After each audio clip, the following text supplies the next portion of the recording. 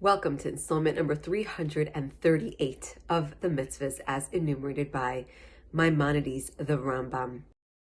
Today we have quite a few mitzvahs, starting with negative commandment 46, which is the prohibition of making a permanent dwelling in Egypt. We are not allowed to move to Egypt and plan to live there permanently.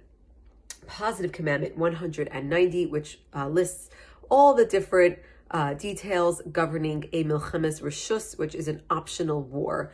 We spoke yesterday about several obligatory wars, as we call milchemes mitzvah. They are actually a mitzvah to fight. There's certain wars entering Israel and certain nations that needed to be conquered. Those are milchemes mitzvah. Those are obligatory. They are not optional. And then we have the optional wars that are for land gain or for protection or for that type of thing, which in general is really not allowed. We're going to go into detail in a moment. We have negative commandment 56, which is the prohibition of making peace with the two nations of Ammon and Moab.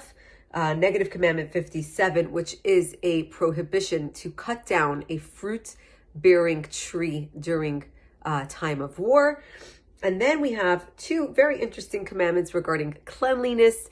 And these refer to the soldiers during war. We have positive commandment 192, which is the commandment to designate a certain area outside of the camp for bathroom purposes, as well as finally positive commandment 193, that a soldier must always carry something with him on his belt with all of his armor and all of his weapons. He should have with him also something to cover up his bathroom purposes outside of the camp.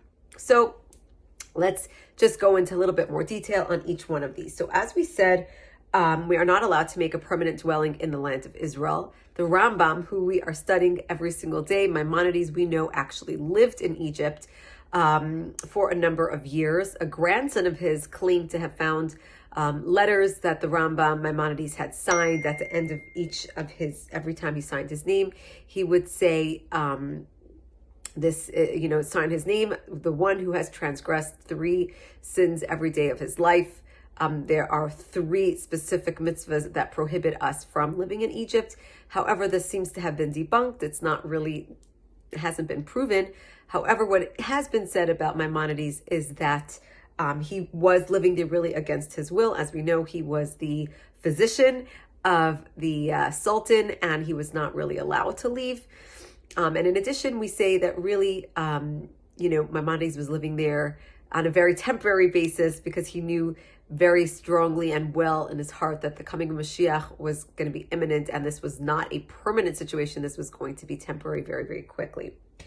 In terms of a optional war, as we were speaking about before, it is really discouraged. It's not something that we try to do. We try to avoid it. We actually try to make peace with these nations beforehand. We try to get them to accept upon themselves the 7 Noahide laws, which is something that we try to do till this very day. And they would have to take upon themselves a tax that was imposed by the Jewish king. However, the exception to this rule, as we said in Prohibition 56, is that while we are encouraged to make peace with all nations, the nations of Ammon and Moab, we are prohibited from making peace with, namely because when we left Egypt, they did not provide us with food and water. They didn't welcome us properly, as well as the fact that they hired a prophet to speak badly about the Jewish people. And for these 2 reasons, we are actually prohibited from making peace with them at all. Even people from these nations can't even convert into Judaism. Now, what I just want to finish with, a nice thing about the trees is that we do not cut a fruit-bearing tree during war, and it's mostly because we do not waste. It is natural for soldiers to want to, when they're, to make it difficult for the nation that you are taking over, that you are conquering, to cut down their trees so that they don't have food, and it just makes the war easier, but still it is wasteful and it is not allowed. And what I wanted to conclude with is just something really interesting about the final mitzvah that we were speaking about in terms of cleanliness, and on the mitzvah of a soldier to carry with him on his belt, how he should carry a tool that helps him clean up after himself, cover up after using the bathroom. It says, the word that it uses for the belt that he should carry it on is called Azeneka.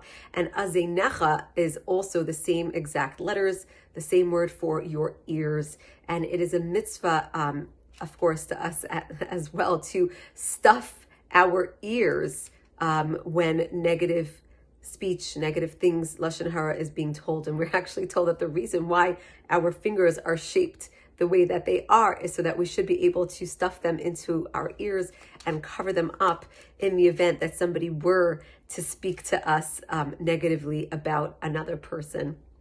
Have a wonderful day.